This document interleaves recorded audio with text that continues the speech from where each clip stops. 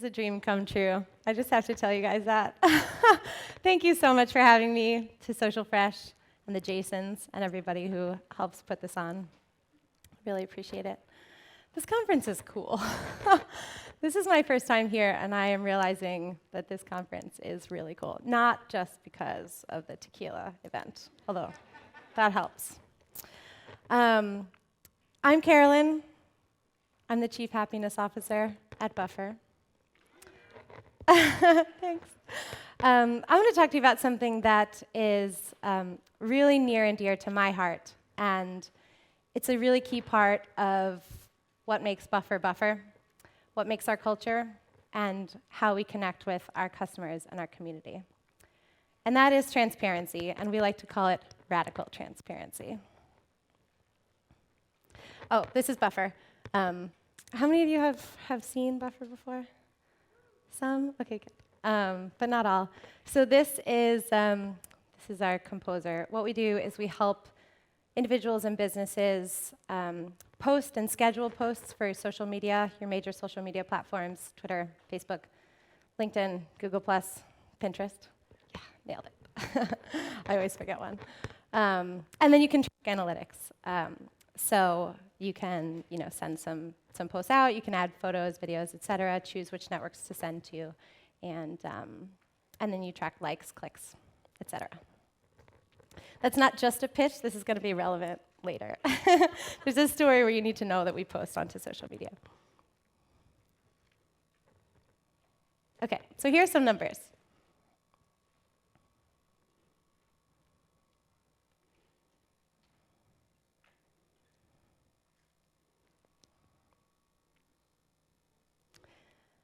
And I put these up here partially to get your attention, but also because I want to show you that when we say transparency, we're not just paying lip service to it.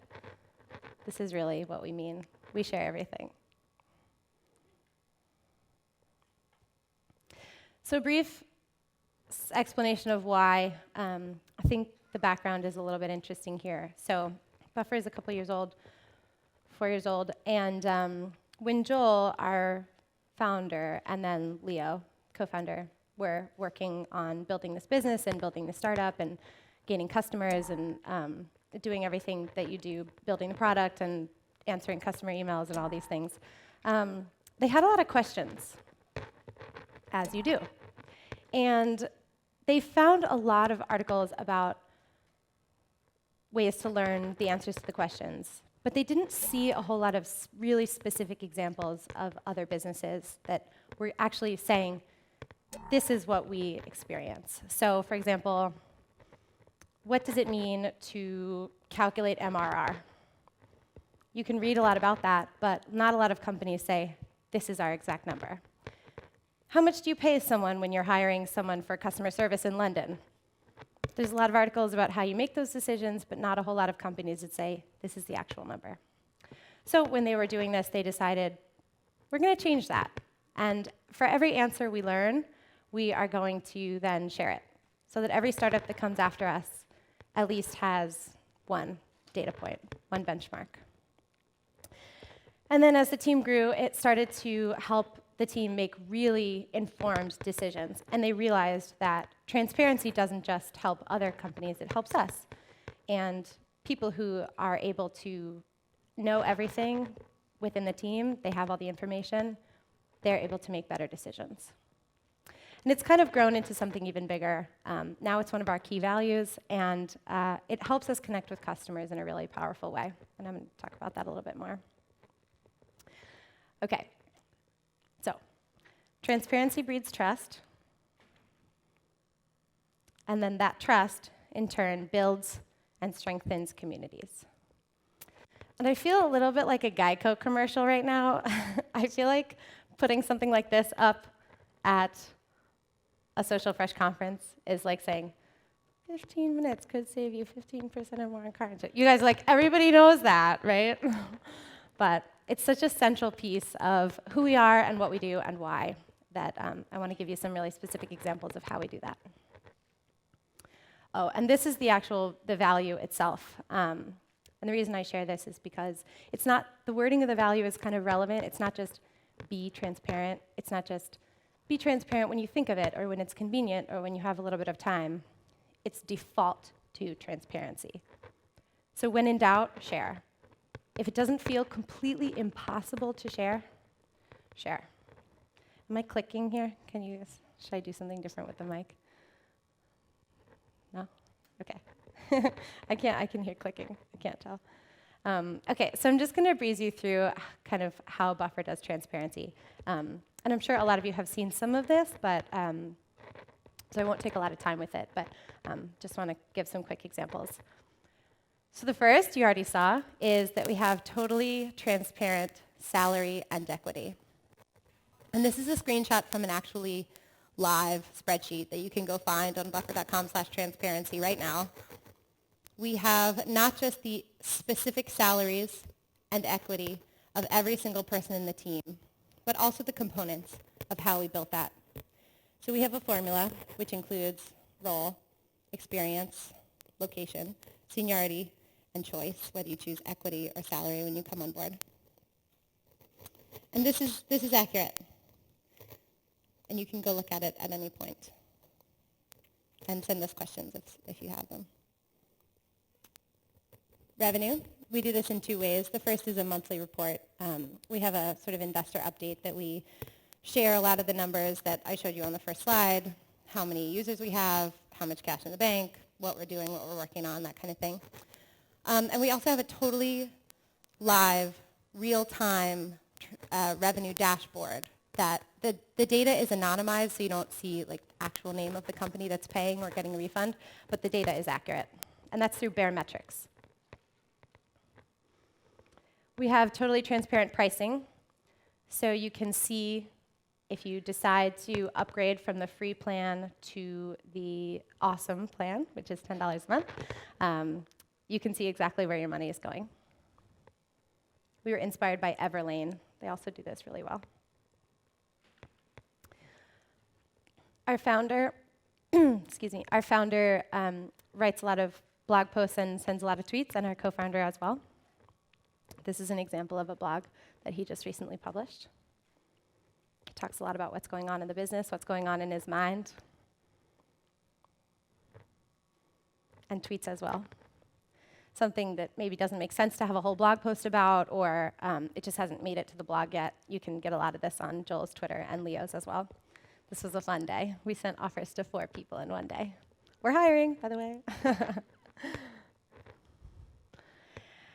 And we have a totally public, real-time diversity dashboard, which shows the diversity in terms of gender and ethnicity of both the existing team and all job applicants for all roles. And as you can see, we have a lot of work to do here. And internally, we take it a little bit further. We have totally transparent email. So I'm on the customer service team. I can see what's going on in the engineering team. I can see what the data team is talking about. I know what the marketing team is planning, that kind of thing. We have totally transparent books. So we have an unlimited Kindle book program. You can get any book at any time, no questions asked. And we have an internal place where we share these and talk about it. Sorry? Sorry. We do steps and sleep through Jawbone, and we talk about our self-improvement as well. I'm trying to learn piano. I'm trying to learn a language. I want to lose weight. I am trying to be a better partner to my husband or wife. These things. Okay. Here we go again. Geico. Trust builds community, and transparency is how we have found to be a really powerful way to build that trust. So the transparent pricing example is what I want to talk about. So what we did here is we did a really deep dive into our numbers. And we said, this is where our money is actually going. And just right off the bat, this is a super useful exercise, just internally. We learned so much when we did this. There's a lot of times we said, oh, we didn't realize quite how much money was going to this thing, or we didn't realize how little money was going to this thing that's very important to us. Maybe we should think about increasing that budget. So this is a great exercise to go through, even if you're not going to share it. And what this does is it allows our customers to make really informed decisions. So almost a whole dollar of your $10 payment goes toward culture. And you can make an informed decision about that now. If you're excited to support that and you think that what we're doing is good and you believe in that and you want to continue that, you can support us. And if not, you can make that decision. So that's kind of, I just showed you the, probably the super sparkly infographic for the blog post, and this is probably like optimized for all the social media platforms and size and all that. But if you go into the blog post itself, it drills down a lot further into it. Gives a total breakdown of not just the percentage of the $10 payment, but gross numbers as well. So this was published last December. It has 30,000 views and thousands of shares, and a whole lot of comments about trust. So this is the kind of thing people say, you're one of the companies I'm proud to support. This is really amazing. This is astonishingly generous. This post is so valuable. It's really cool.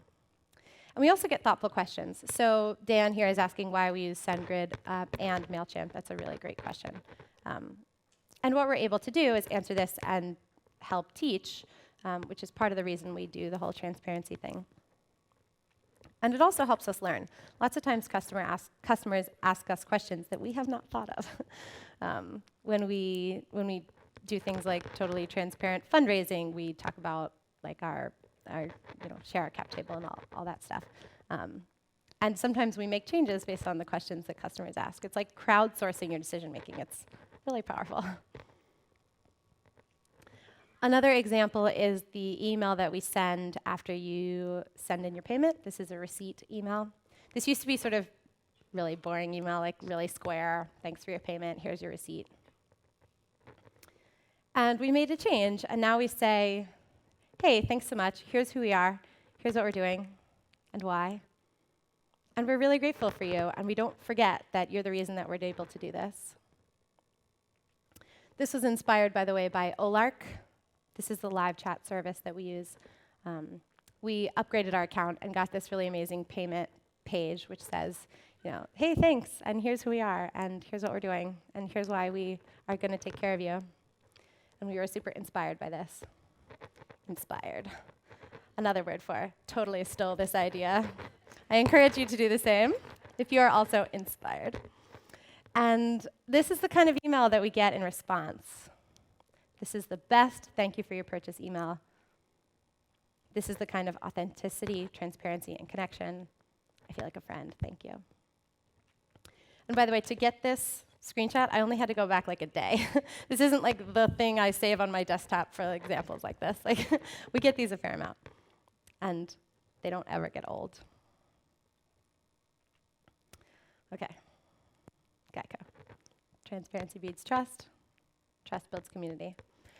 So I've given you a few examples of how we do transparency in sort of our long-term view. So we're on this sort of methodical, procedural walk toward transparency. Total transparency is on the horizon, and we are slowly getting there, step by step, day by day. Intentionally, always trying to choose to be more transparent. And a lot of these examples are good, right? We get to talk about what we're doing and why and what we believe in. We get to make sparkly infographics for the blog. That's really powerful as well. Another way that we found transparency to be incredibly powerful for building trust is when things are a little bit uglier. Maybe they're a little bit messy. Maybe the news isn't so good. And that example is when Buffer got hacked. So, it's a Saturday morning in October of 2013. I'm sitting in my yoga pants in San Francisco, drinking some tea, getting ready to go out for a walk, answering some tweets. And I get this tweet. And I don't immediately think the worst, because sometimes if you have multiple accounts, sometimes community managers get confused, post the wrong thing to the wrong account, or maybe one particular Buffer account got hacked, compromised password, etc. Either way, it's not good, but I didn't immediately think the worst. So I respond to Steven, yikes, okay, I'm going to look into this.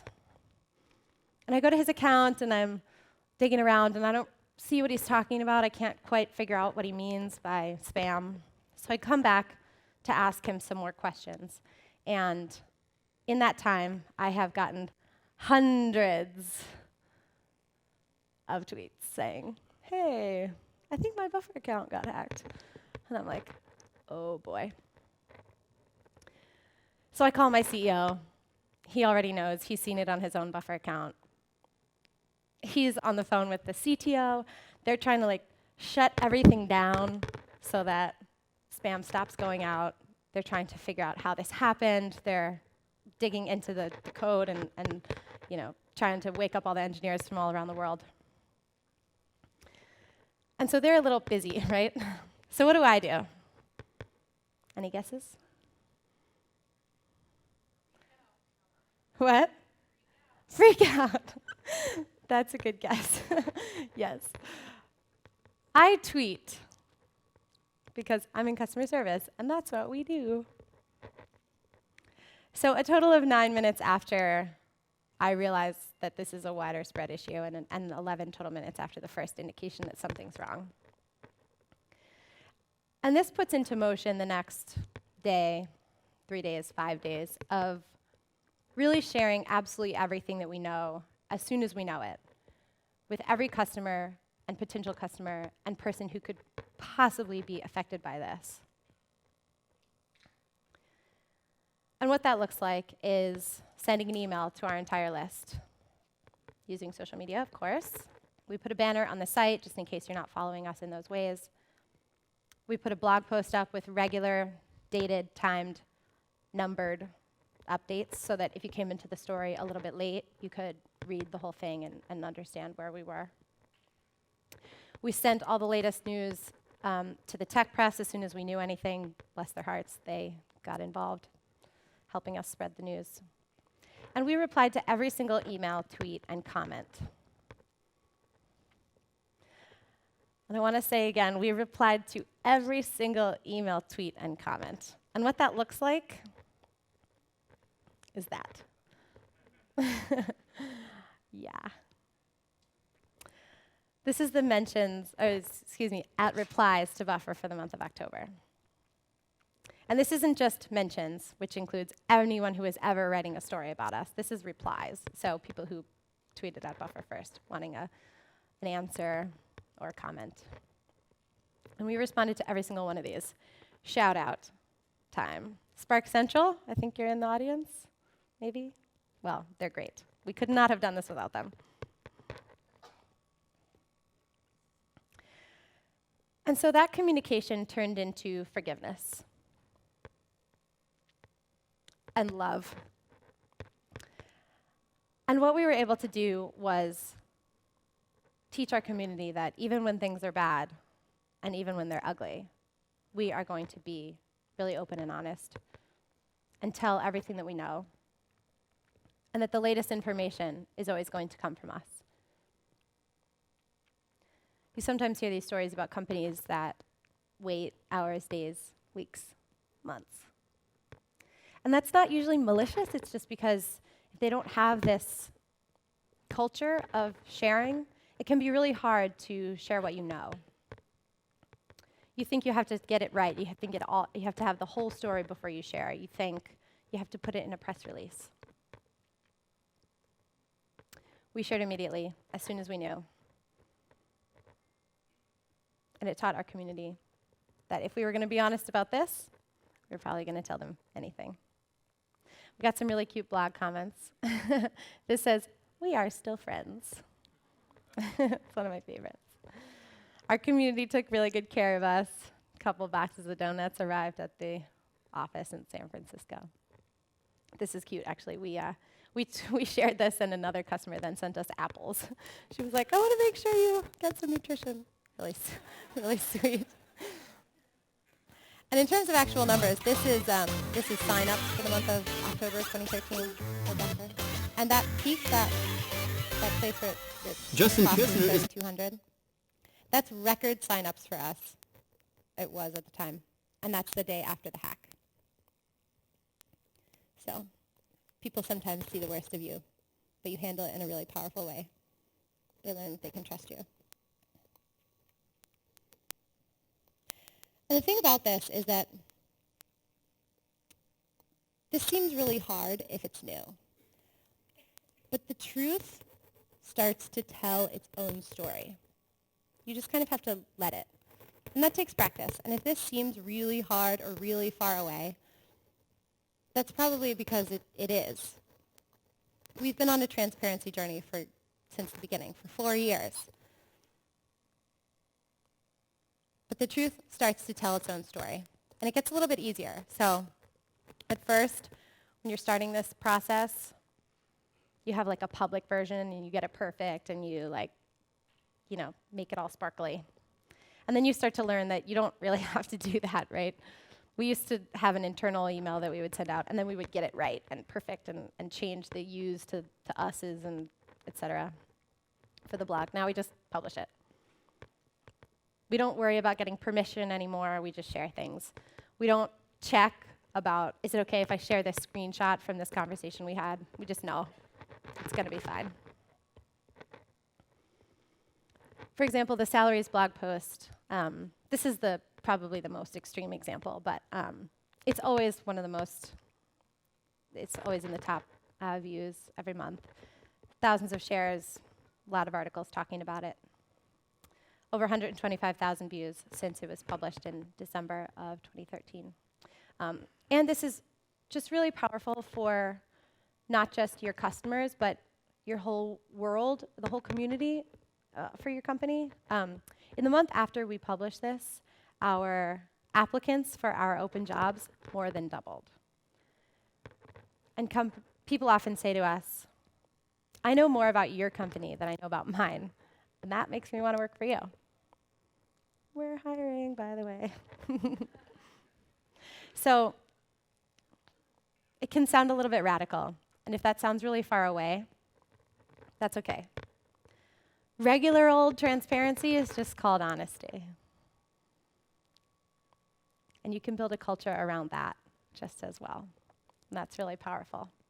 So maybe you don't have a real-time revenue dashboard with anonymized data with like real-time churn and refunds and upgrades. But maybe you can share what you're doing in the world and why and what you hope to accomplish. Maybe you don't have open salaries and open equity and a diversity dashboard. But you can talk about your values. And you can talk about how you make decisions.